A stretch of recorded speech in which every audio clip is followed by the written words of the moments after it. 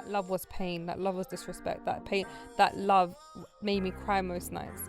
That love drained the life out of me. That love was toxic. But for some reason, we held on to it. Grownish, smartish, British. We are British, apparently. Good thing I don't sing no more. I mean, girl, you be singing in the shower, no doubt. No, I do. We got Jazmine in the building. Hey. We got Aladdin in the building.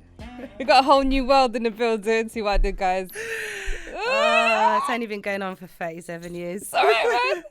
Don't worry, Aladdin. You got the rest of your life for this. Some of you might be like, oh my gosh, she looks familiar. Yes, because we did an episode together. Guess who's back? 100%. And we're doing a double episode. So there's a part 1 and a part 2. Oh, yeah. You have the slightly ill voice. Yeah. Which is kind of nice. Yeah, I don't know. Yeah, to other people it's nice, but to me, I'm just like, I'm over it. Do you know when the huskiness kicks in and you're just like, oh, yeah. Is that my voice? Is that me? Okay. Again, doesn't serve me now. Okay, fair enough. I mean, if it rocks your husband's boat, you never know. It's true. It's true. So, Jazmine, you were here previously and we spoke about your first marriage. Yes. And I think the beauty about our conversation is that we don't just touch the surface. We like to go into things and just be really like honest and transparent about how we're feeling. So it's, I guess every episode is going to be a bit meaty and hopefully a bit raw. And as you know, we start each episode with a quote. Yep. Do you remember your quote? No, say it to me again. All right. So Jazmine's quote is, before you judge someone about their anger, ask them about their pain. There you go. And why is that your quote? So I feel like in general, we are very quick to look at people, without necessarily, we all judge people and first impressions count, again, I'm very quick to sort of meet someone and go, oh, hold on a minute, they're a bit aggressive, or, and I've kind of kicked myself thinking, I could have potentially made a lot more connections with people if I hadn't have judged them first of all. And then that made me think, so when I came across that quote, I thought, do you know what? Everyone goes through something. I've been through a lot of stuff and I could come across a certain way to people that don't know me, or even to people that do know me. They know when I'm happy, when I'm sad. It's written all over my face. I'm very transparent. So I just thought to myself, no one really stops to think and say, you know what are they going through? You know? Yeah. And I think you kind of touch upon that quite a lot in a lot of your podcasts that I've listened to. You always touch upon like someone's pain. Why. Yeah, understanding why. So I thought it was very, I think it's nice. But what happened in your life for you to go, all right, I need to start thinking beyond this? Do you feel like you were tainted that way? Or like what made you stop and really check, actually, maybe I'm looking at things differently? I think, definitely. I'm one of those people. I'm a hothead. So especially when I was younger, oh my You half God. Egyptian, girl. Yeah, and Portuguese. So it's a double whammy of like spiciness. I was going to make a Nando's reference, but no, that's please not don't. But yeah, so I think for me, I'm very good at making connections with people. I'll be the first one, like in the playground when I was little, to make a friend. Like my sister on holiday, she always used to send me off in the swimming pool to make the friends, and then she used to steal them. Know your assignment, girl. Yeah, she'd be like, go speak to them. And then I would, because I was just confident that way. Yeah. And then they'd all want to be friends with my sister. So it was like, you set the bar. but yeah, so I had a bit of a chip on my shoulder, I'd say, in a weird way, because as friendly and as loving as I was, I also have the other side to me where I would get I'm super sensitive, so I lose it very quickly. And I think that, I'm so lucky that I've had the same friends since I was a kid, and they know me through and through. And I always used to say to them, I'm like, how are you friends with me? Like, because I could be really, really nasty when I wanted to be. I could turn into like a Jekyll and Hyde when I was angry. Yeah.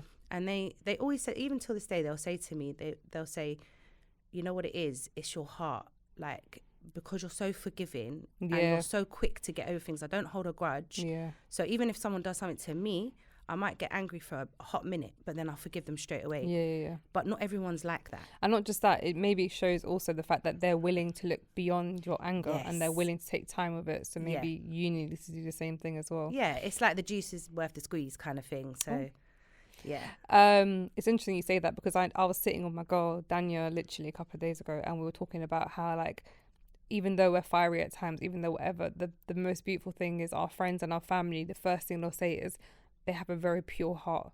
Yes. They're very kind people, but sometimes they just don't know how to navigate. Exactly. They don't know how to express. And obviously that's us growing up. Now as adults, it's a bit different. Oh yeah, the accountability is more there. Now. Yeah. So my quote is, what you feel is good for you may be bad for you, and what you feel is bad for you may be good for you, and we need to trust the process. And that's something I think all of us are guilty of, which is we don't understand why things happen to us when it's bad, why are people being taken away from us, whether it's a relationship breakup or losing a job. And sometimes we fixate on something and really want something without praying for what's best for you. Because sometimes you might think, like, for example, I can give an employment as an example. You really want this job. It's like the company you're dying to work for. So you're praying and praying and praying to get that job. But then you might get that job, because, you know, it's like, be careful what you wish for kind of thing. So you get the job, but you have a idiot manager. You have like the hardest time there. You don't get to really like evolve the way you wish. It kind of shatters your expectations. And like, whereas for me, I pray for what's best. And if this job is meant to be good for me, help me thrive, help me, you know, grow. Because sometimes you won't get the job now, but you'll get it later. 100%. I've been that untold times. Exactly. And I think the hardest part is when you don't get something your way. Yes. It's like, why is this happening to me? Like, I deserve this stuff. And it's just like, well, actually trust the process, because maybe this is a door being shut for another one to be open. 100%. I'm a big believer in that. So I definitely, I think I look at that more. I can understand that more these days. As I'm getting older, I definitely am less bothered by not getting things that I necessarily want. Yeah, it's easy to make peace of it. Oh yeah, 100%. And I think that's part of just having bits of wisdom. And I think by default, getting knocks as well. Yeah. And knowing what those knocks, how they can strengthen you once you can look past it. But I think when we're younger, we just put a lot of weight on expectation and not understanding and the whys. And also, it's a combination of like failure. So if you don't get something that you feel you deserve or want, it's like you failed. You feel it's very personal. It's a very personal thing, and it's that sense of rejection as well, because no one likes being rejected at the end of the day. Precisely. But I actually take rejection in a very different way now. I actually welcome it. So please reject me. I'm like, you know what, if I'm being rejected for something, there's a reason behind it. So, and good thing I am an overthinker, so it works for me in some ways and it doesn't. Honestly, I think overthinking, I can't remember who was telling me they're an overthinker. I said, I'd rather you be an overthinker than not think at all. Because then that's when you're hurt the most, because you're just thinking, because I'm an overthinker, fine. I can work through when I've done something wrong. I can instantly work through it and coach yourself through it. And also apologize for it straight away, because a lot of people don't. Like, if someone tells me I've done something wrong and then they've explained, even if I've done something wrong, if in their eyes and in my eyes I feel like I'm not wrong, I always say, look, I will apologize for the way it made you feel. 100%. I make that very clear, because one thing for me is I will never, if I've made someone feel that way, whether it's intentionally or unintentionally, at the end of the day, they felt that way. But that takes a lot of growth. But a lot of people can't do that. And we're digressing a little bit. But no, it's fine, because I do want to touch on accountability and stuff a little bit later on, maybe even the next episode. But you're right. I think but then to conclude, it's effectively down to wisdom and understanding and taking time out to listen and reflect, as opposed to be defensive and be closed-minded. Exactly. So obviously you and I have both been married once prior to our current marriage. So we're both on marriage number two. And no, we're not promoting breakups or anything like that. But these are our realities, which is we've had our first experience, didn't quite work out, and here we are. I just wanted to know, growing up, what did marriage mean to you? What expectations did you put on yourself, or maybe like your home put on you, to like what to expect? So for me, it was always a case of, you're not allowed a boyfriend, obviously. It is slightly different in the sense where I grew up in a very mixed home. So obviously Portuguese background, my mum, and then Egyptian background of my dad. However, even though totally different backgrounds, they have the same values. So the values were exactly the same. That didn't change. And it was always fed to me that you know, you have to grow up, get an education, you know, that education's important. But yeah, marriage is the next step after that. Were you ever told what marriage should look like or what to expect in a marriage? Or it was more a case of, it was always being like, you know, you're a strong woman, you know, first and foremost. But it's also, you have to appease your husband, and, you know, you have to do things for your husband. And sometimes I kind of think I learned, without it being said to me, but I learnt it through watching my parents, that yes, I can be this strong woman, but at the same time, I've got to appease my husband and do everything for him, because that's my role. That's a woman's role. Yeah. It not necessarily, it not come from a religious background or viewpoint. It was more of the cultural side of things.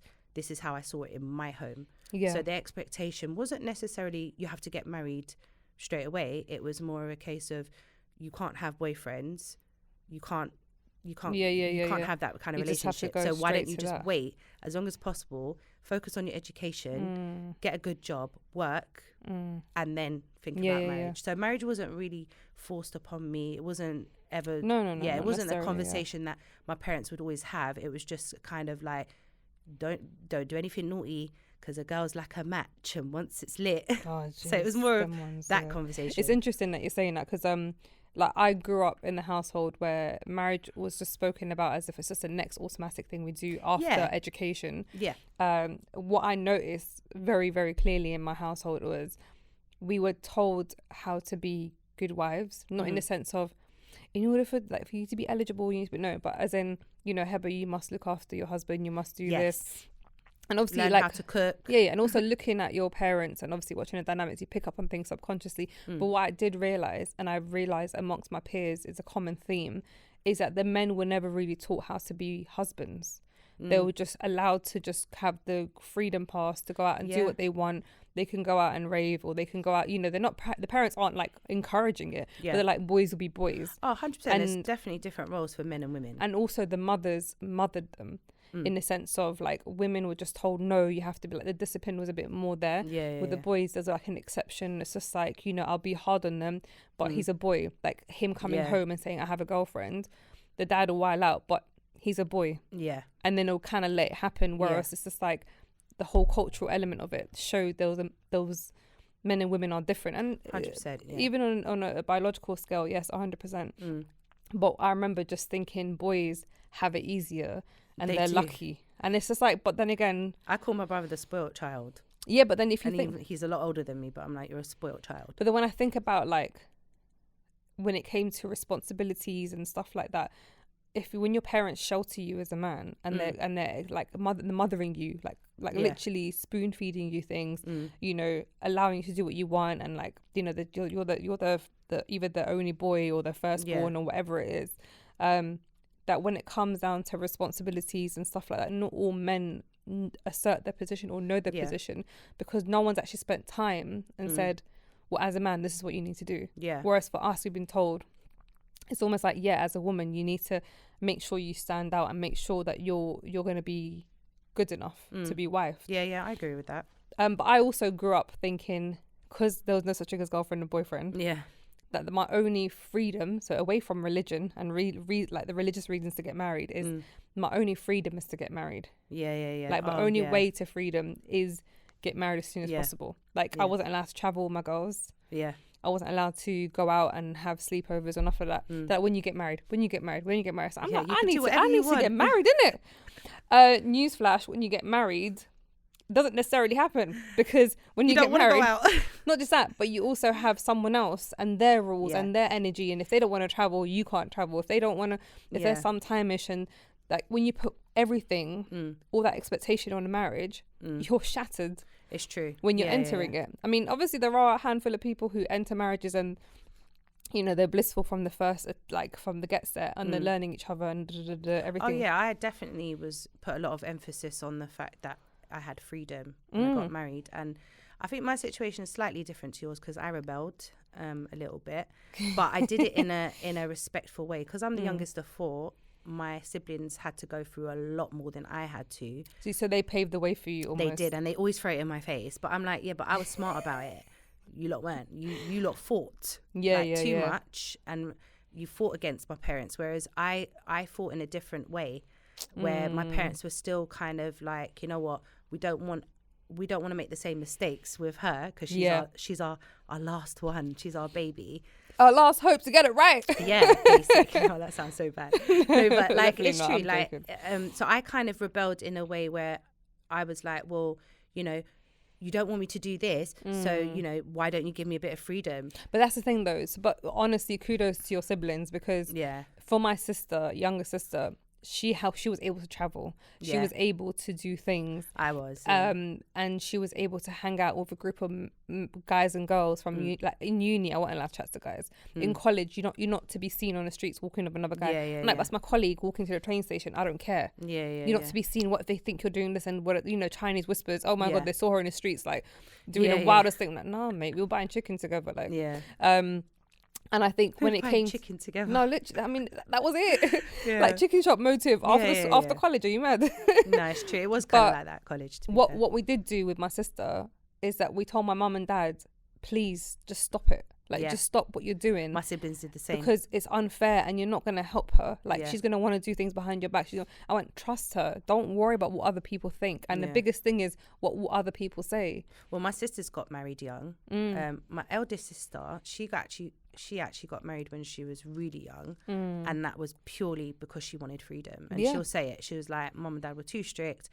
The first guy that came along, I married him. Yeah. And, you know, she got divorced she wasn't married for that long, but it was that initial, I got married now. Okay, I'll come back home, but I need more freedom. Yeah. Like, she's no longer that. Pretty much like a few years later, and then obviously she was, that was her husband. She's still married with him until now, and she's got 2 grown kids with him. Love him, but and my other sister, she got married young for the same reasons. Yeah. So that was like, look, I don't want to get married young. I really don't. Like, I actually do want to go to uni.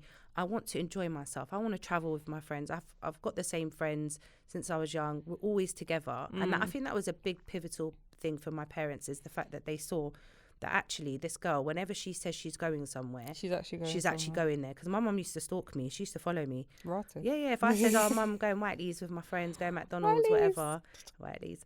I would get on the bus to go to Whiteley's with my friends after school, and I'd see my mum hiding in the bushes. Yeah, she was hiding, fully hiding. And then I'd be like, Mum, is that you? She's like, oh yeah, I'm just coming to see my friend. I'm like, no, you're not. You have no friends here, and she started laughing because I caught her. But you have to also understand the anxiety of a parent, like letting go. And obviously that was extra though.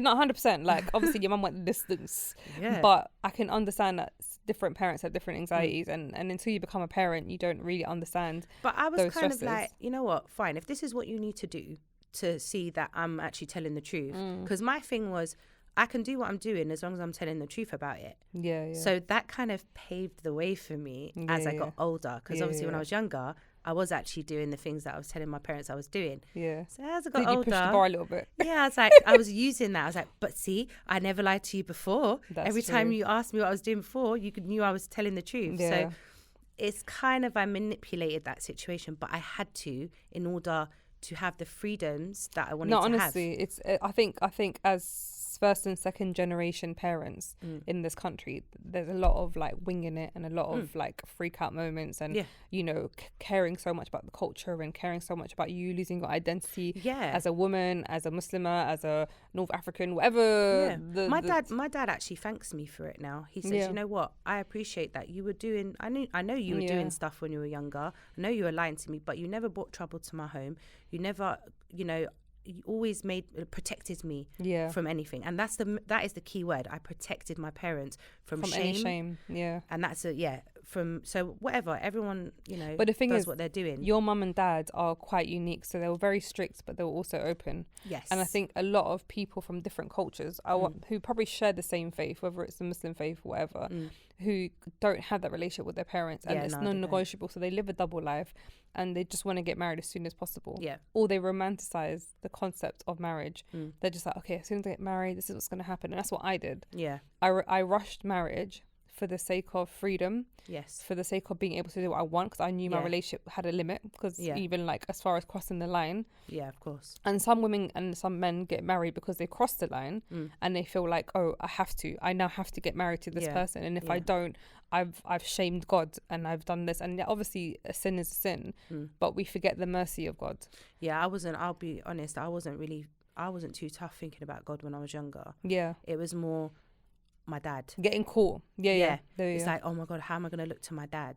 Yeah, if it's he almost catches me, yeah. That my religion was I was Secondary. religious because of my dad, not because of I actually believed in like Yeah. religion. But that's part of your growth, right? Yeah, I didn't know what I was really scared of. Was I scared of God or was I scared of But my that's dad? because our parents instilled a different level of fear. But for Yeah. me, I still carried the fear of faith. So even Yeah. though, like, I was just about praying. that was right? noise in the background for No, me. for me, like Yeah. it was like, no, I need to hold it down to marriage. Yeah. God. Yeah.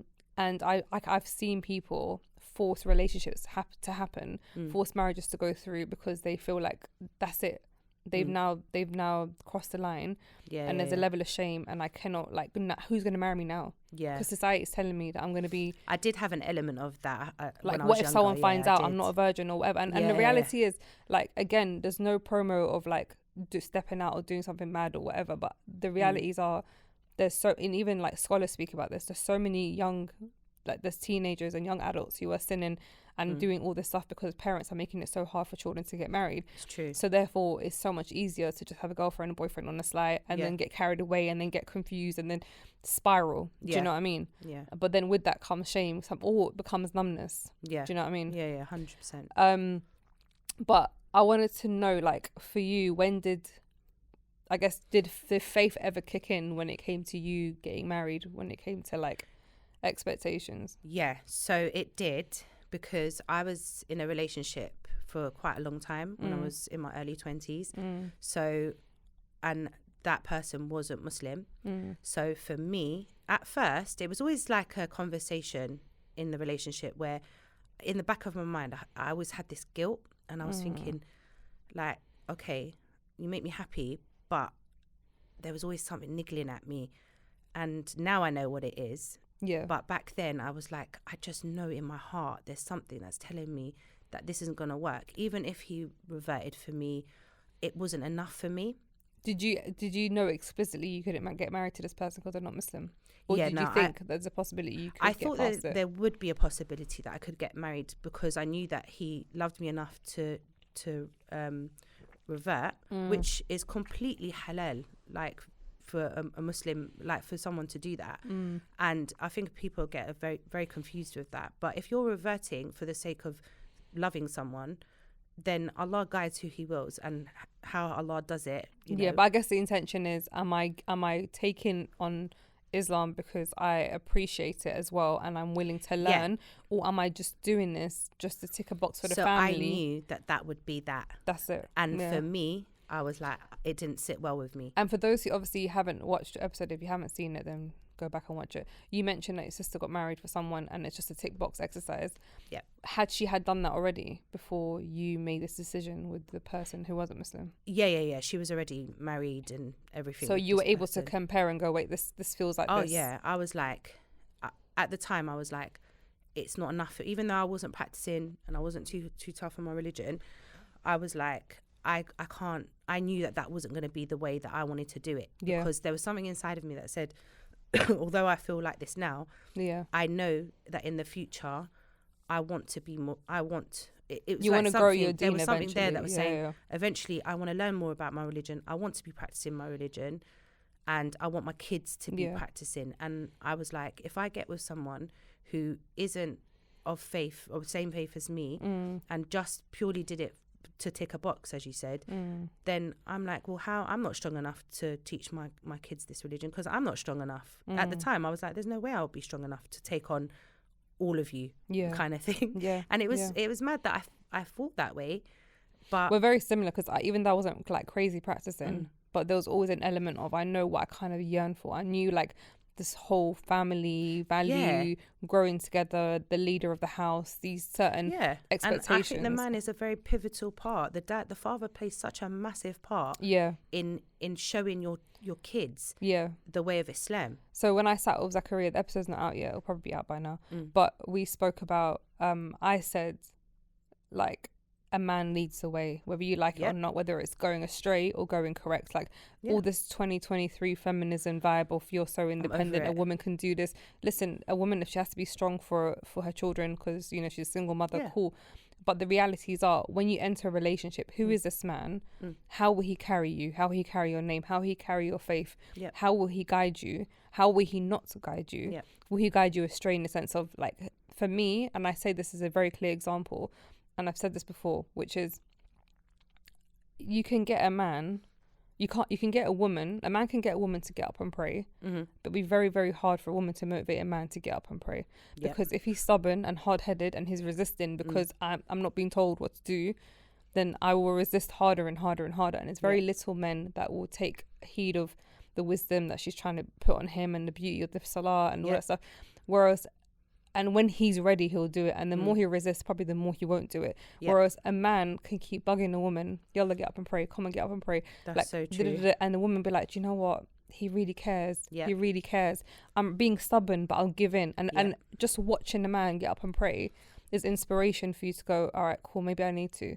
I have no excuses. We think about it because he's our inspiration. He's our leader. And when you understand your role as a woman and a man. I was just about to say that. I was like, it's about our roles. That's it. And then you then admire that, as opposed to going, who's he telling me what to do? And I think that's the problem with today's society. What you said about feminism, I'll just touch upon it really quickly. And the first thing I said to my husband, actually, when we decided to get married, I said, you know what I think the problem is with society now, and women complaining that they're not going to get, you know, it's hard to get married or whatever. It's not actually. It's because you've forgotten your role.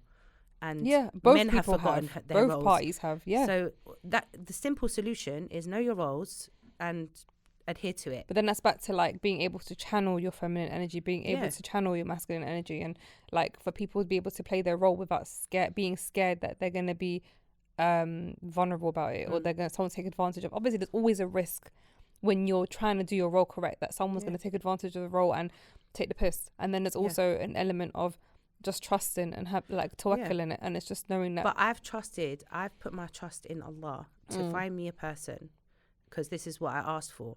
So Allah's given me exactly what I asked for. So we're jumping ahead. We're jumping ahead. I was just we're not talking about husband number 2 today. We husband number 2. I was just gonna say, because I've trusted in Allah, I have to trust in my husband, and when he says to me, get up and pray, then you have to get up. Or anything he says to me is going to be for my benefit, and it's because Allah's given me this. So I'm constantly reminding myself of this. So speaking of husbands and expectations, did you know what was required of you? Like, think about your first marriage, forget about the growth, right? Pre-growth, pre-new version of yourself. Did you know what was required of you and required of them in order to make the marriage work? Did you know what you're getting yourself into? No and yes. No and yes. I always hear yes and no, but no and yes can run. I'm you an different anomaly. But no, I went into it obviously not knowing how to be a wife, because I've never been one. But I went in thinking, well, this is what I think a wife should be, and this is how I think a wife should act. So I went into it with that intention, but I had to learn a lot from the jump, like doing laundry for someone else. I'm like, what? What was the biggest eye opener when you're like, okay, so this is marriage? It could be negative, it could be positive. Do you know what? For me, it was about taking on board someone else's life and basically taking over someone. I felt like I had to take over someone else's life in all aspects, admin, you know, day-to-day running of the household. I've never run a household. So I'm expecting to be like my mum. I can hear myself being like my mum. So doing certain things, the way I clean the house, the way, you know, like learning how to do certain things on a day-to-day. Aside from, like, your wifely duties, was there anything else that you felt like you took on that you didn't anticipate, or maybe you didn't see in your own home growing up? Just Well, I think because my parents are a lot older, they were a lot older, and my mum had been previously married. They didn't have like a clean slate. Whereas with me, I was like, oh, this is all shiny and new, and it's exciting, and you know, you go through the honeymoon phase, but then at the same time, I'm going through something where I'm learning someone's habits and things that I don't like about them. How much did you guys get to know each other prior to marriage?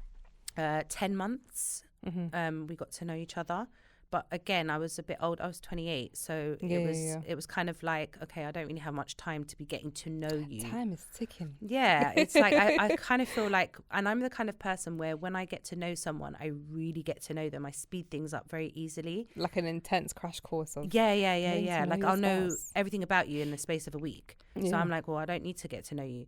So but yeah, no, 10 months we got to know each other, but then living with someone is a totally different ball game. Were there any red flags?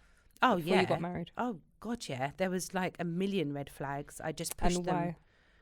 Why there were red flags? No, why did you push? Oh, because one, I was like, I thought I was in love, and second, that word, and secondly, it was because I was getting older, and obviously I wanted to be with this person all the time and not leave. So there'd always be like a time limit on how much I could be with that person. And I'm like, but this person I'm serious about, I've been single now for a minute.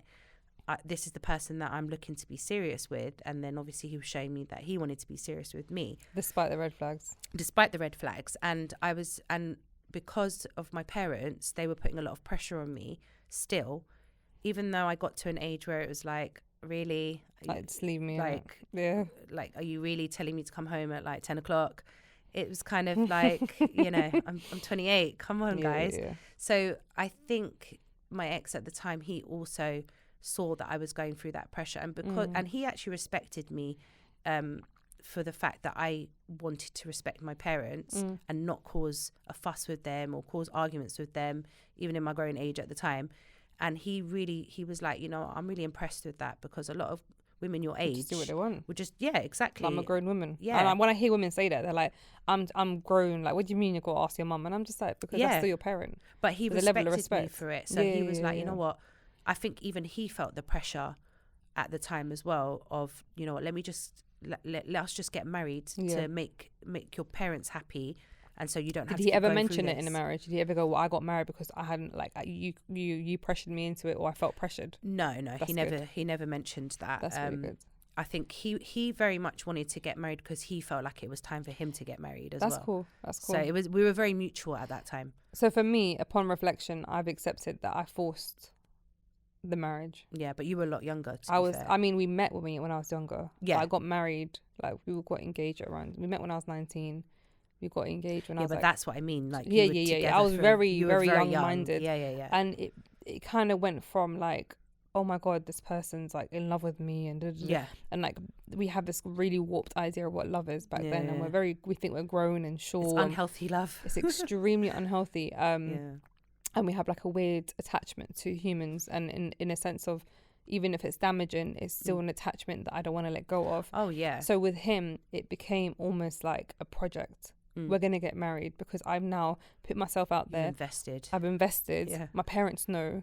Yeah. Pressure's on. We're doing this. How long were you with him before your parents knew? So my sister would randomly in arguments go, don't make me tell mum and dad about it. And then I'll be like, then mum will hear her name and go, who's this? And I'm like, oh my God. This isn't how I want it to be. Yeah, like we had, like, when we argued, it was fire. And the first thing she'll do is try and like hot me up.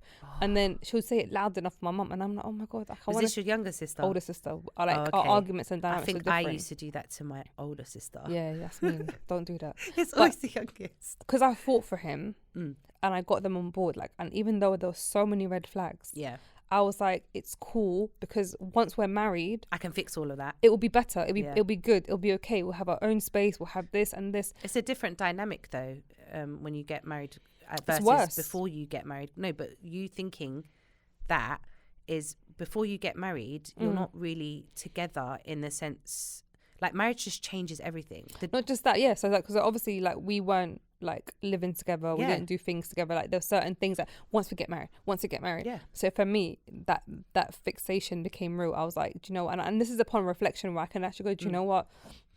He wasn't ready for marriage. Yeah. He probably didn't have a desire to get married, because before he met me, that wasn't really on the table. Yeah. But then I'm just like, Same bro, with my ex. like, yeah, exactly the this same. is it. Like, there's no ifs and buts about it. As a Muslim woman, I'm getting married to you. Like, I remember even like the first time he kissed me, I said, I don't kiss any guy. Like, we're dating. Yeah.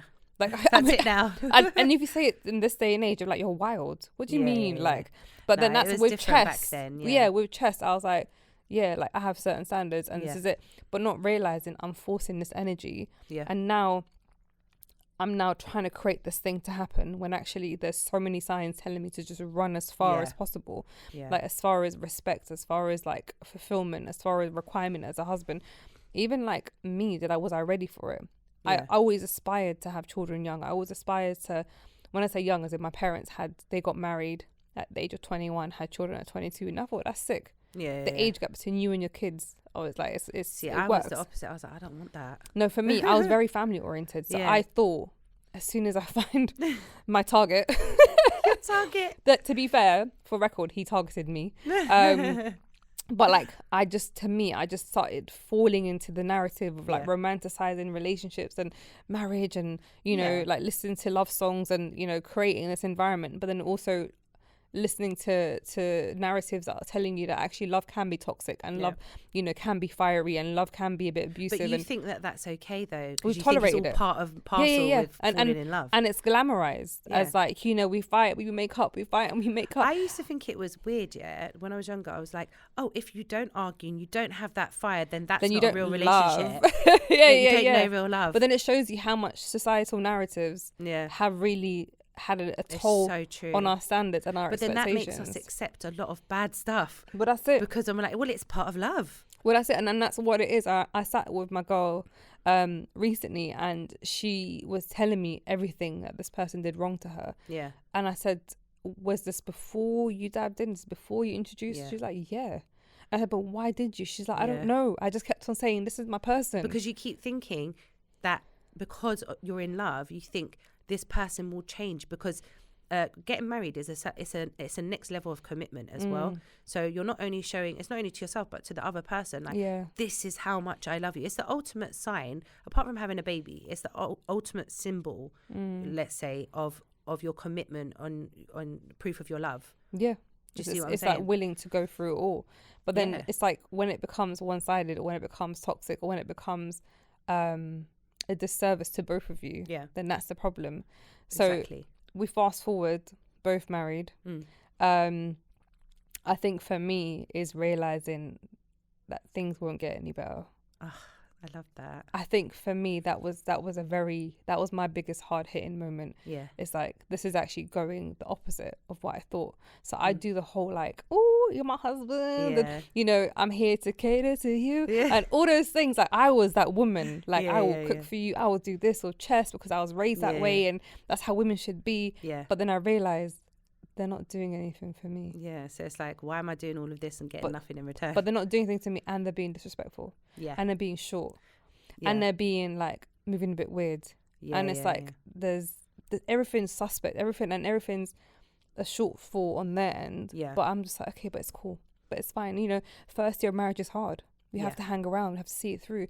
We don't mean narcissistic, because you know, there are people divorced at the first year and the second year because they're learning each other and they don't understand marriage is a journey. And it's true. Marriage is not an end goal. Marriage is a constant working process. Yeah, but then 100%. When you're young and naive and filled with misguided information of what love looks like, and putting so much weight on the L word, which is the biggest L to take, because when you think, oh my God, love is everything, then you're destined for doom. Like, literally 100%. If you put emphasis, so I think I said this last time, it's not so much, I don't really emphasize on the love aspect of it. Don't get me wrong, it's great that it came along, but I really wasn't looking at marriage for the second time round of, the way I thought about it in the first time I got You're married. jumping. Oh, sorry. Stop marriage number 2. Marriage number 2 don't exist right now. No, but Okay, we're in a broken place of marriage number 1. Focus. No, but this is what I'm saying. I can't put an emphasis on, like, I put so much weight on love In before. first marriage. Yeah, in the first marriage. Focus on that. The end. Sorry. The end. So I put so much focus on that it was my driving force for Everything. everything. But then also there are so many women and men, I guess less men than there are women, because the realities are men choose who they want. Like, love for men is a choice. Yeah. To dedicate to one woman is a choice. Yeah. Because the way a man's set up is very different than a woman, whereas a woman is very led by emotion, led by, like, obviously we do our risk assessments, we have expectation, we're taught certain things, but we gravitate towards the idea of love, whereas a man goes, I am choosing to love you and love you, only you. Yeah. When it's easier for a man to, like, have his head spinning and looking, and it's just, there's so many things to explain how a man is set up different than a woman. Of course. But we put so much emphasis and weight on it, and this, like, romanticizing fantasy of love that when it's shaken, you're just like, but what's happening? And it's like, you know, love is a fluctuating feeling, and I think people forget that, and it's just like, no, but love is marriage, or love is this, and I'm like, no. And love comes with different levels as well. I think the further and further you get into something with someone, you're unlocking layers. Yeah, you're unlocking layers to them. And every time you unlock a layer that you think, I finally got through to them, like maybe now, you know, they'll see me. And I think that's what I went through quite a lot, because with every year came with different hardships, different joys. So, you know, I took the good and the bad, but I kind of, like you said, I kind of brushed past the bad and just tried to focus on the good stuff. Yeah. So that was kind of my driving force. Like, what kept me going is I kept looking at just the good stuff and trying to bat away all the bad stuff. And sometimes I can tell you for free, there are so many women who will say there isn't much good stuff, or there isn't actually, like, now that I'm reflecting, if you're balancing it out, there's actually not much that I was holding on to. And actually they were actually holding on to a memory of love, or they were holding to a memory of happiness. And it's like they're clinging onto that as a driving force to keep sailing into something that's doing a disservice for both parties. Yeah, definitely. Like, even that person who is no longer your person, or never was your person to start off with, but we forced, whatever reason we ended up here, they're also being done a disservice, because they're not being, like, they're obviously not in an environment where they're thriving in. They're thriving in the worst way. Do you know what I mean? Like, their relationship's like spiraling out of control. What was your biggest fear about ending your marriage? I think just disappointing my family and facing, like, my friends, even though my friends were, like, so happy when I finally told Welcome them. to the Singleton Club. No, they were so happy for me. They were like, finally, we're going to get you back. Like the happy you. I think that was the main thing. They just wanted to see me happy. Amazing. And I hid a lot from them for a long time. So when I finally ripped that Band-Aid off, even though it was so overwhelming for me, I was so scared of the told you so. Even though they didn't do that, it was in my mind. It was always the, you know, finally, you know, when is she going to leave him kind of thing. I knew that's what, even if they didn't say it, I knew that's what they were thinking. 100%. But for me, it was massively disappointing my parents, because even though my mum had been divorced and remarried, and my elder sister had been divorced and remarried, she was really young, so they don't really count it. Everyone's got their own sense of reasons. But they didn't, I think for me, my parents never looked at me as I would be a failure. No.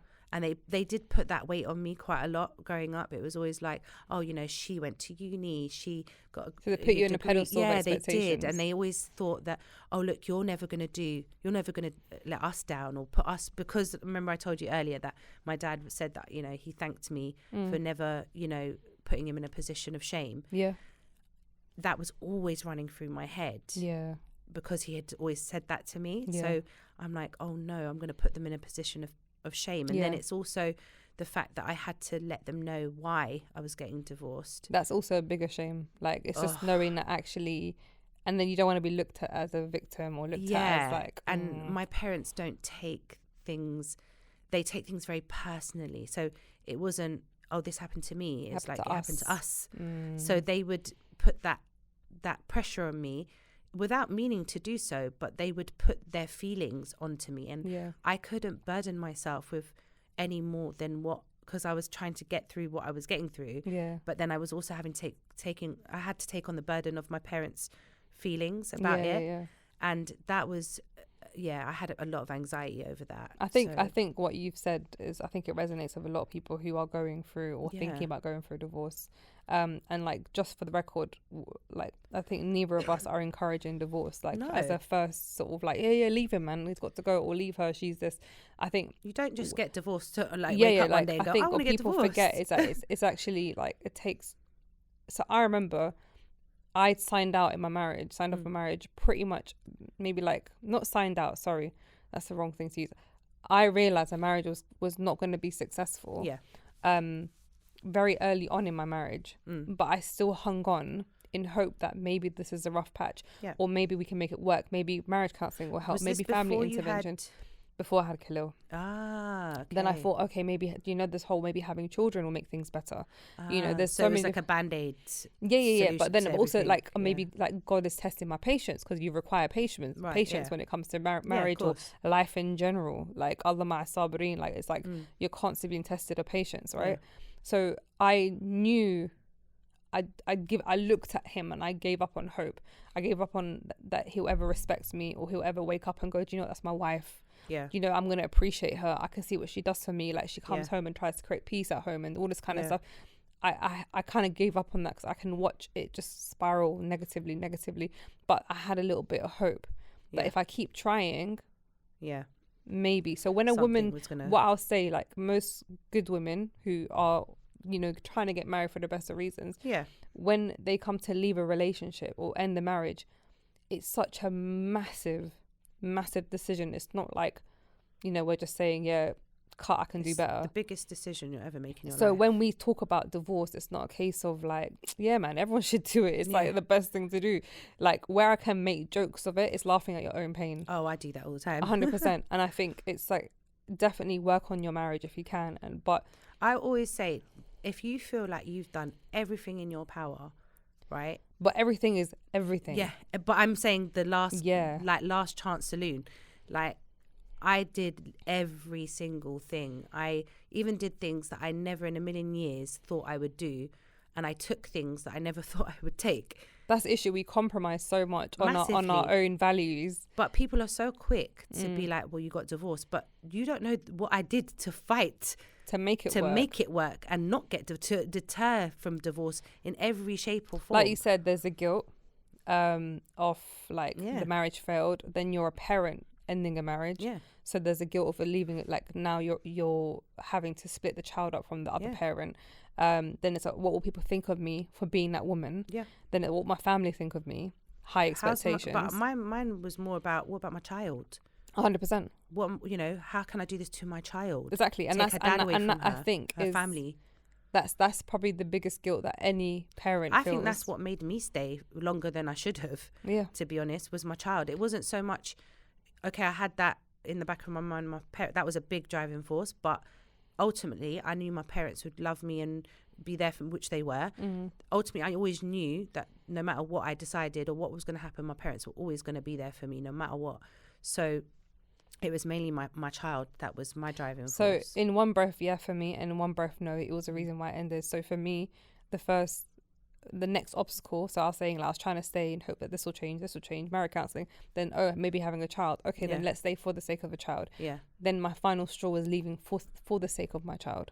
And being able to swallow my pride. How strange is that? Swallow the shame, swallow the everything, swallow the loneliness, because a lot of us stay in the most horrible situation in fear of loneliness, in fear of starting again, in fear of what that feels what that means, because it's so dramatic in your head. It's familiarity as well. No matter how toxic that energy is, there's still something about the familiar toxic pattern that you've adapted to, you've tolerated. I was like, I don't want to do this again with someone else. And then you think it's because you've been so drained of your energy that the concept of starting again is absolutely mythical. So I might as well just like marinate in this energy and just accept it. Yeah. My absolute final straw was my son witnessing physical abuse. Yeah. And verbal. Yeah. And hostility. And it happening more than once, and me going, that's not the environment my child will live in, and I have to stand before God. I have to answer before everyone what I've done for my child. Like, it's my responsibility, it's my duty, and people forget that, so they want to say for the sake of the family, but they don't understand the damage and the impact it has on the child having to witness. Yeah, you're creating really insecure children, or you're setting the bar to normalizing behavior. Exactly. Right? So for me, I was like, do you know what, there's only so much here I can we've already tried to make it work. It's not worked between us. The whole romantic attachment and a toxic attachment, all those kind of things, they go out the window when it comes to your children. Well, it goes back to what you asked in the very beginning of the conversation. Like, how did you see marriage growing up? Or what were your examples? Our parents were our examples. So if our parents were our examples and we're trying to follow our parents, then why would you be so naive to think that your child is not then going to do exactly the same thing? Exactly. History repeats itself 100%, generation by generation. And not just that, your child will look at your example and go, do you know what, I don't want to get married. Or do you know what, I don't see what I expect. Okay. This is how I should treat a woman or a should, man. A sign of respect is for a woman to tolerate certain behaviour and to shut up and listen, or take it, or don't answer back, or don't fight back, or whatever it is. And it's just like, you're setting so many tones and undertones to the relationship. And it's just like, for me, I just went, as much as it hurts me and it kills me to separate the dad from the child, because knowing that there's going to be no routine, like regular daily routine. It hurts me to see my son's reaction when he witnesses something or hears a tone and he has to hide. And it's your responsibility as a parent. It's our responsibility as parents. We brought them into this world, essentially. So why do you want to do that to a child that you decided to have, right? It's not fair on them to be around that environment. Because the culture tells them, and this is, I have a lot of women in my DMs saying, everyone's telling me to stay because, you know, you're breaking up a home. So tolerate the abuse, tolerate the disrespect, because at least he has a father. And it's just like, so a lot of people are pushing.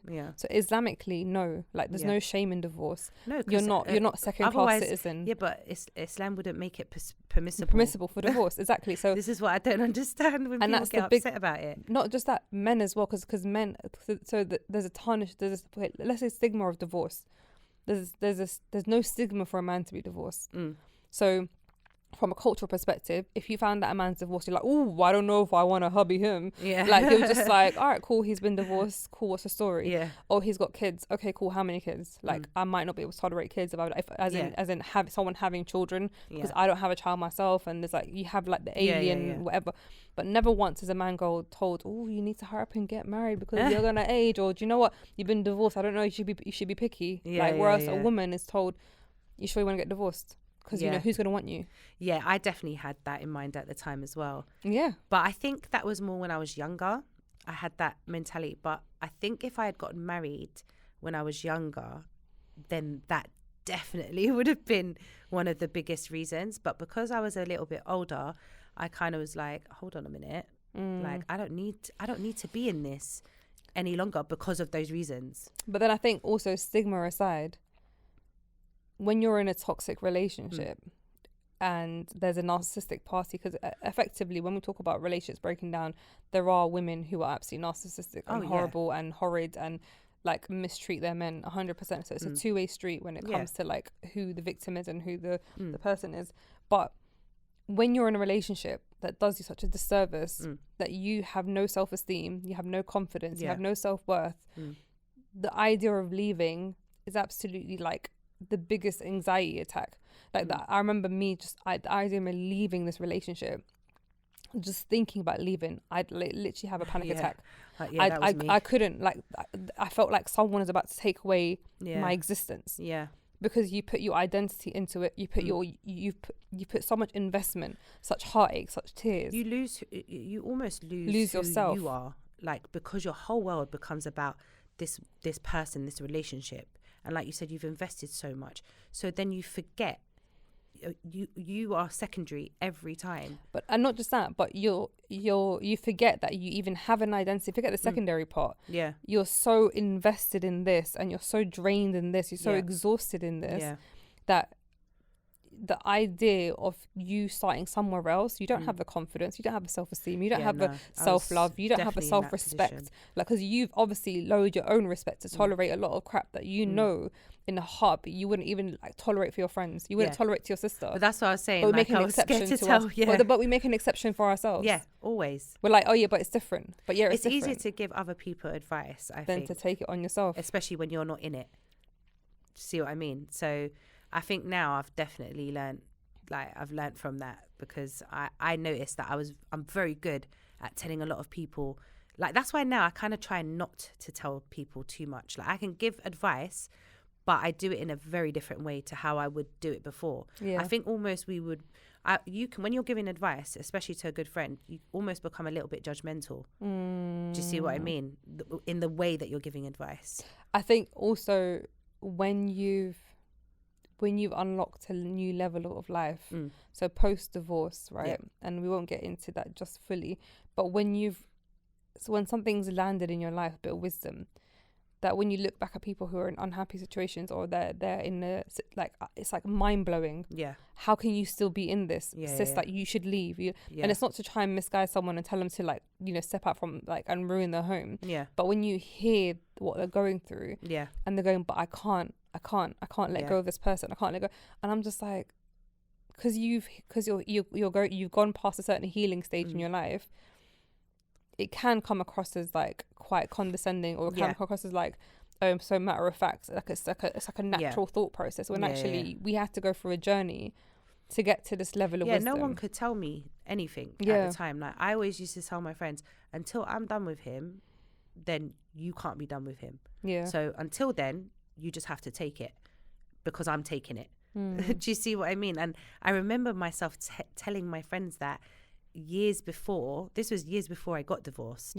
So when I look back at the time frame, I'm like, wow, I took a lot, and I really did fight for it. And it was a level of, yes, I had a child, yes, I was scared of what people are going to say, my family are going to think, but it's also because I loved him. So there was also that element. I think we tend to forget a lot of the reason. I know we don't like to go back, like, we don't like to use love as the driving force, but that was a big part of it. But that's the issue. It's because we put so much weight on love. And actually, when you look at what that love was, and I can only speak for myself, that love was pain, that love was disrespect, that pain, 100%. that love made me cry most nights, that love drained the life out of me. That love was toxic. But for some reason, we held on to it. And it's just, to me, the only thing I can think of is just the fear of being alone. I definitely think it was the fear of being alone for me, because I didn't want to go back to that life. And I was like, who am I single? Because I don't remember what it's like to be single. It was scary. And I remember me just going like, that's a whole world out there. I've been in a relationship for 11 years. I've been with this person for such a long time. Am I even ready to like face that? And the thing is, I think the damaging part we would do, and many people probably will be thinking about, is when you think about leaving someone, you think, oh crap, no one wants me. Why are you even thinking about getting into something? Why are we even thinking about why are we trying to fill the void right now? And that's something we'll touch on hopefully with the healing stage of things in the next episode. But I think that's one of the biggest reasons why we stay, and it's because we feel like we're so broken down. And our mindset is not, like, our thinking isn't correct. We're not thinking in the right frame of mind. Like, even if you were to listen to someone talk the way you talk, you'll be like, girl, like, you need a hug. Is everything okay? If I heard myself talking now, like 5 years ago, I'd be like, who is that person? Because I want to be like her. You know, I could literally look at myself from a bird's eye point of view when I was going through stuff. And I was like, who would want to be with that? I wouldn't want to be with that. As in with you? Yeah. No, that's how I felt about myself at the time. Yeah. I felt, wow. I sometimes looked at myself from that perspective, and I was like, I'm gross. Like, the way I'm acting, the way the decisions that I'm making, or the non-decisions that I'm making, I really beat myself up about it. And again, you were harsh on yourself. I was really harsh with myself, because I was always this strong, confident woman beforehand that wouldn't take anything, and I was giving that kind of advice. I'm now eating my words. And again, you can never anticipate what's ever going to happen. No, and I think we all think that we've got it all sussed out and we know what we're doing. Or I know how I'm going to react in that situation. I even do it now. I'm like, I know how I'm going to react in that situation. Yeah, we preempt things. But I think as we get older, there is a level of more confidence and that comes with chest. Yeah. But I think the issue is that even when you're sort of building strength, if you're in a negative relationship that's doing a disservice to you both, you also are verbally telling each other. Usually it's more one-sided, but someone's telling you, well, good luck finding someone who tolerates you. Oh yeah, good luck I used to hear that all the time. And that adds to your doubt, the reason, like the voice of reason in your head already, which is telling you to stay. But then I figured out why that was being done to me. Because they're insecure and they're scared because they didn't want me to leave. Yeah, 100%. But at the time, you're like, oh snap. Yeah. Maybe I am that intolerable. Yeah. Maybe I am that, horrible as a woman. Especially if you're in a heated argument or something, and then that person uses that in the heat of the argument against you. And then you go back, because I'm an overthinker, I go back and reflect every word and it eats you up. That was said, and I'm like, well, what did he mean by that? Or that's why he said this, or done this. So that was always my problem, is that I would always take everything. Sometimes you say things in a heat of an argument. I would never look at what he would say to me in a heat of an argument and be like, oh, he just said that because he was angry. Even when he tried to make up with me, he'd be like, oh, I didn't mean it. But I'm like, but you must have meant it. No, you did mean it. That's what I believe in. What you say is what you mean. I don't believe in the whole, oh no, I was just heated, or I was just hot. I was like, nah, you just said there in that moment was the truth. Yeah. Don't retract it. Like, that's why I always say think twice before you speak, because what you say, I'll take note. You can't say, oh, I actually didn't mean it. Oh, sorry, I was just angry. I'm bun that. That's why I'm really careful now with my words, and I'm, even with all my relationships, my friends, I'm very careful now with what I say, and sometimes I have no tact, so I'm aware of this about myself. But in terms of, how I make the other person feel, I do use my words wisely. Yeah, I think also, like, I think what I realized with relationships that aren't doing you a service, and I always keep saying disservice because I feel like it doesn't serve you in any way, like in a godly perspective, as a woman, as your feminine energy, as as a wife, as a husband, all those roles aren't being done. They're not being fulfilled in any way. If anything, it's just a horrible environment to be in. What I realized about it as well, it brings out the worst in you. I started behaving in a manner and reacting in a manner that it shaped me in a different person. So even my friends and my family were like, Hebz, you're always a bit on edge. You're always a bit this. You're always angry. Yeah, like, where are you? Like, and I'm just like, what are you talking about? I was so on edge all the time, and I was so like afraid of like crossing certain lines, walking on eggshells. Yeah. How do I approach the situation? How do I speak to the person? And it's like, you become this whole different person of survival. Yeah. And it's like, why are we in survival mode? Like, we have no option. That's so true. That's exactly how I felt in that situation. Literally, it was survival mode of like, I must think of how I'm going to word and how I'm going to please and like, okay, stay quiet or don't. No, like, wait. Like, when you're a strong character. Yeah. It's like, there's only so much you can put up that facade as well. Yeah. Like, I'm very much a person where I can mask it. But then when I go, I'll just explode. And that's how I was very explosive back then. And now I'm not like that. Good. But I know we're going to talk about that in the that's next cool. One. But that's how I felt like I was always masking something, and I was keeping it at bay, keeping it below the surface. And that's just not how, no one can live their life like that. Yeah. No, I think longevity anyway. I think also what people say, like, do you know the whole, like, oh my God, you divorced this person? I think the one thing I'll say is, when people say, like, I've had people say, well, you're both Muslim, why didn't it work out? And I'm like, because when I push the emphasis, I have to marry someone that's Muslim, right? Yeah. And I'm just like, because they're still a person and I'm still a person. They're still a character. I'm still a character. I'm still flawed. They're still flawed. Yeah. And we have different values and different emphasis on different things. And when we're young and naive and we're trying to make things work by force, we're overlooking things. And in order for a marriage to successfully work, is having both parties to be willing to stop and reflect and go, do you know what? We need to grow. Do you know what? We need to work on this. But when it's one person trying to work on it, one person trying to gain the respect, one person trying to remind you the values of marriage. Yeah, so I was about to say that. Like, I always felt like we used to have these interventions of we'd both sit down and go, right, well, we need to communicate in this way. And, I would allow him to have a platform to tell me like what he didn't like about me or what he wanted me to do in certain situations. And I would take on board everything and go, okay, that's a fair point. If this is how you feel, then I'm going to make changes to not do this. And I would actively implement those changes. But then it was never vice versa. It was, I would have my moment, and it was always like, oh, no, we've spoken about it now. We know, yeah, So I know what you dismissive. want. Yeah, it was always dismissed like instantly, because as long as I was making the changes for him, then it was like, oh, look, we've communicated. But it's like, no, bro, we communicated, and I'm the one who's doing something about it. But then that's when you said, oh, we would create interventions. I think I would create interventions. So I would be the person going, I think we need to speak. Or I try and find the right window and have a conversation. Or I try and go like, you know, in order for a marriage to work, you know, we have to be patient. We have to be this. But then there's always excuses and reasons to why it doesn't work out. And it's just like, there's no willingness to listen. There's resistance. So my point is, in order for a marriage to work, you both can't be stubborn. Well, no, neither party can be stubborn. Neither party can have ego. Neither party can be on the high horse of like, well, this is who I am, like it or lump it, and refusing growth. Because unfortunately, that's where one person has to go, do you know what, the marriage is going to work out. And one person has to pull the plug because that person is really trying. But if the other party is not willing to fulfill or understand their role and understand the purpose and the weight of a marriage, then unfortunately, whether you share the same faith, the same culture, it's going to fail. It's true. I don't think culture really has anything to do with it. No, but unfortunately, a lot of cultures, like I saw it in the comment section, which is, if you marry from the same culture, you stay together and you make it work. You don't stay together and make it work. But can I just say something? I married within my culture, so say something. And that's precisely. And that's the thing. So you marry within your culture. But if you don't understand the purpose of marriage, you don't understand the value of marriage, you don't understand the godly side of why we get married. We're not getting married for culture. We're getting married for God. Exactly. Do you know what I mean?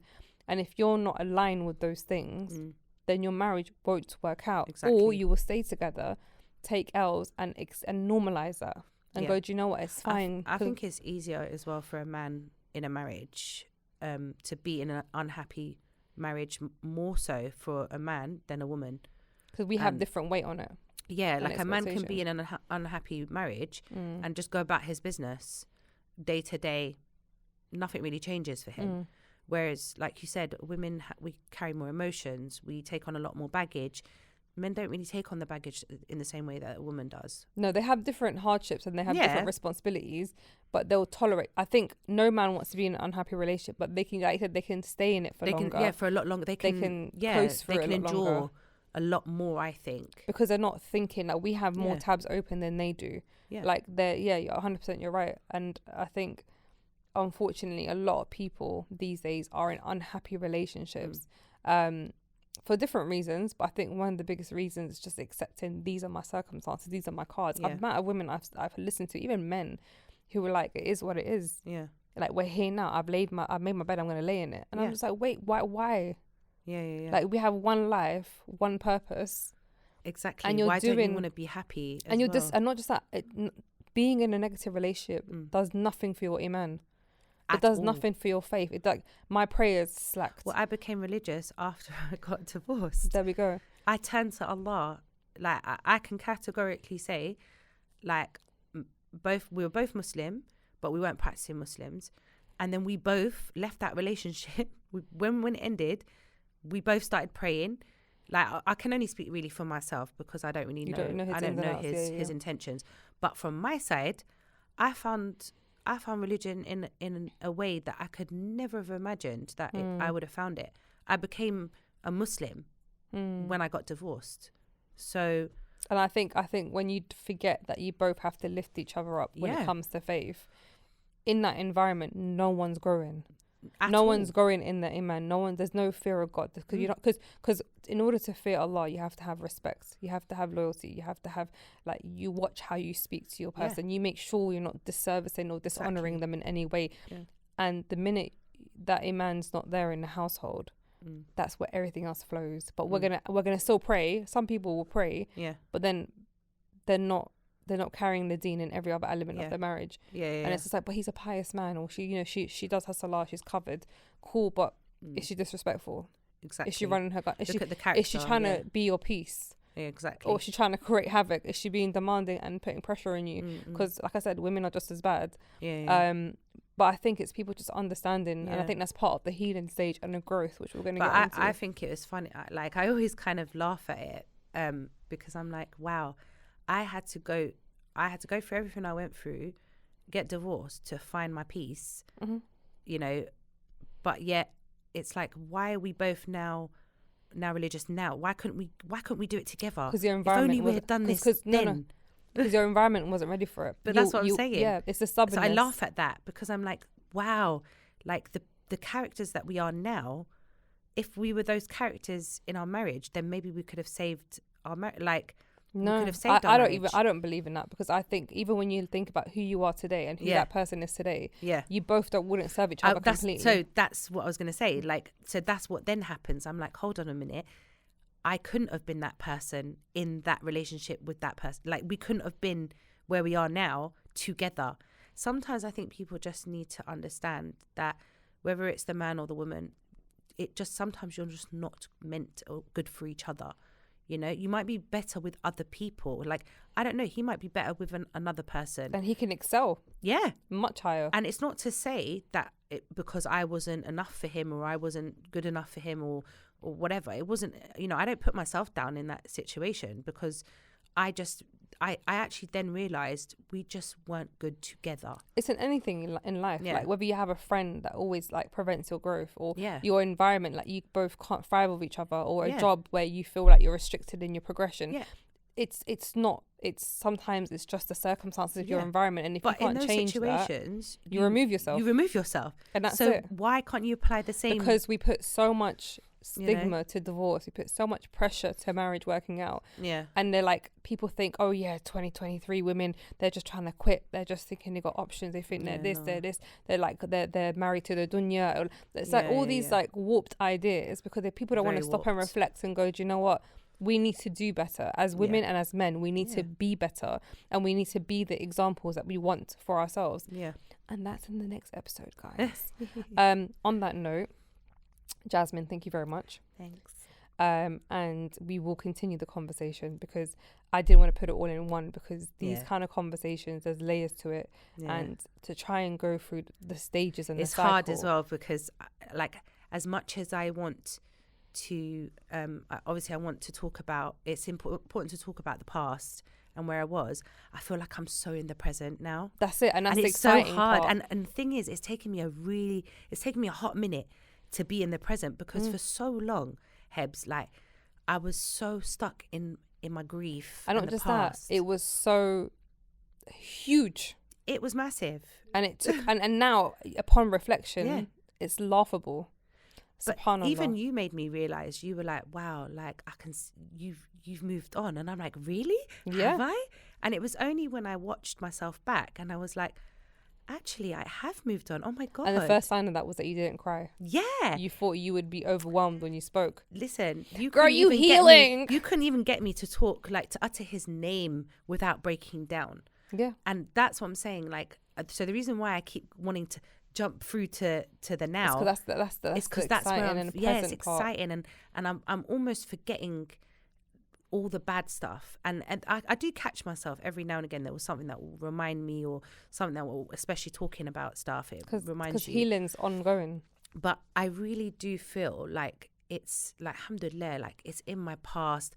I have really genuinely grown from it, and I'm moving on, and I'm in a happier place. And you know what, sis, I really hope that women will watch this, and men who feel like this is like their life sentence, and feel like this is it, I'm married and I'm doomed and I'm whatever. Like, there is ways to work on the marriage, and there are ways to stay in the marriage, but there also comes a point where you have to go, alhamdulillah, I've done everything I can in myself to try and make it work for the sake of my children, or for the sake of whether you have 1 child, 10 children, whatever it is, or even for the sake of my own mental well-being. That's what it is. I need to get through, I need to get past this, I need to pull the plug, and also I will get through it. Yeah, why suffer? Like, why suffer in silence, or suffer openly? Because some people, they'll say, well, my parents did it. No, like, do you know what? I believe that my God loves me, and he put me on this earth for a purpose. Alhamdulillah. You know, and my purpose wasn't to be suffering and to be miserable, because that's not what Allah made And his not just creation that, but for. you have to be able to answer to why Yeah. you disconnected, to why you hold this negative energy, to Exactly. why. And but yeah, thank you so much. We'll carry on talking. Thank you. We're gonna start talking again. Guys, you are watching and listening to Growing Up British. You got myself, Mama Hebz in the building. You got Jazmine in the building. Follow me on Instagram on I am Hebz with a Z. You can also catch me on growingupbritish.h and YouTube Mama Hebz, TikTok Mama Hebz, and also if you'd like to purchase my merch, it's also in the bio, the link. So yeah, please make sure you subscribe and all that jazz. We'll see you guys in the next episode. Grownish, smartish, British. We are British, apparently.